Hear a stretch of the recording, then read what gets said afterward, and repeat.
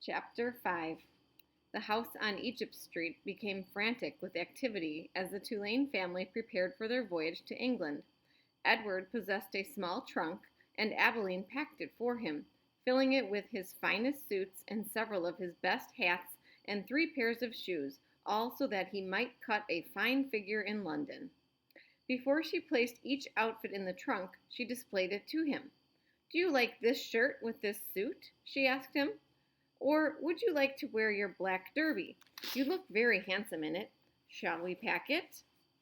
And then, finally, on a bright Saturday morning in May, Edward and Abilene and Mr. and Mrs. Tulane were all on board the ship, standing at the railing. Pellegrina was at the dock. On her head she wore a floppy hat strung around with flowers. She stared straight at Edward. Her dark eyes glowed. "Goodbye." Abilene shouted to her grandmother, "I love you." The ship pulled away from the dock. Pellegrina waved to Abilene. "Goodbye, lady," she called. "Goodbye." Edward felt something damp in his ears. Abilene's tears, he supposed. He wished that she would not hold him so tight. To be clutched so fiercely often resulted in wrinkled clothing. Finally, all the people on land, including Pellegrina, disappeared. Edward, for one, was relieved to see the last of her. As was to be expected, Edward Tulane exacted much attention on board the ship. "What a singular rabbit," said an elderly lady, with 3 strings of pearls wrapped around her neck.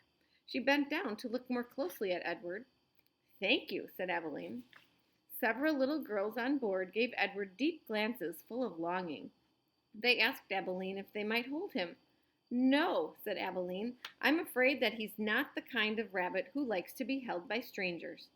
2 young boys, brothers named Martin and Amos, took a particular interest in Edward. "What does he do?" Martin asked Abilene on their second day at sea.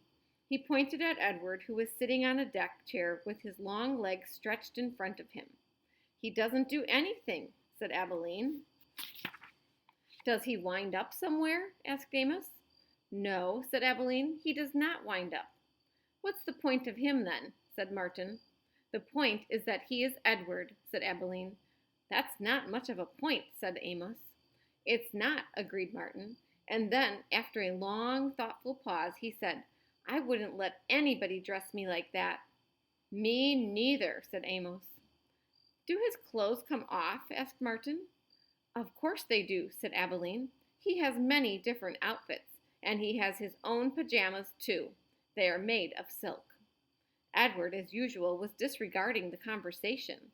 A breeze was blowing in off the sea, and the silk scarf wrapped around his neck billowed out behind him. On his head he wore a straw boater. The rabbit was thinking that he must look quite dashing. It came as a total surprise to him when he was grabbed off the deck chair and first his scarf and then his jacket and pants were ripped from his body.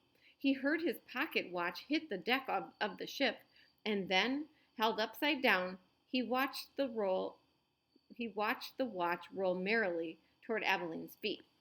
"Look at him," said Martin. "He's even got underwear." He held Edward aloft so that Amos could see. "Take it off," shouted Amos. "No!" screamed Abilene.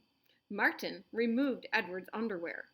Edward was paying attention now. He was mortified. He was completely naked except for the hat on his head, and the other passengers on board the ship were looking at him, directing curious and embarrassed glances his way. "Give him to me," screamed Abilene. "He's mine." "No," said Amos to Martin. "Give him to me." He clapped his hands together and then held them up and "Toss him," he said. "Please," cried Abilene, "don't throw him. He's made of china. He'll break." Martin threw Edward, and Edward sailed naked through the air. Only a moment ago, the rabbit had thought that being naked in front of a shipload of strangers was the worst thing that could happen to him. But he was wrong. It was much worse being tossed in the same naked state, from the hands of one grubby, laughing boy to another. Amos caught Edward and held him up, displaying him triumphantly. "Throw him back," called Martin. Amos raised his arm, but just as he was getting ready to throw Edward, Abilene tackled him, shoving her head into his stomach and upsetting the boy's aim. So it was that Edward did not go flying back into the dirty hands of Martin. Instead, Edward Tulane went overboard.